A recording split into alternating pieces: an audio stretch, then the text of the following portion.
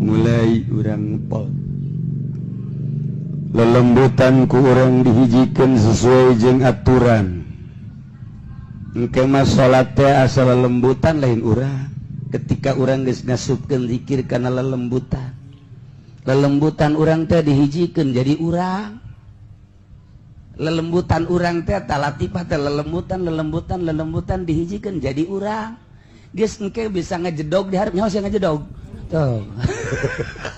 bisa ngajedog di hareup urang bisa ngobrol jeung urang bisa ngobrol jeung urang sia teh mana terus di itu Cikupa teh saha terus ya terus di Masarwiti je aya ajak atuh ai atuh lain kos kitu ngobrolna ge bego manjang ngobrol kos kitu wali lelembutan celeg di hareup dua enggeus lelembutan urang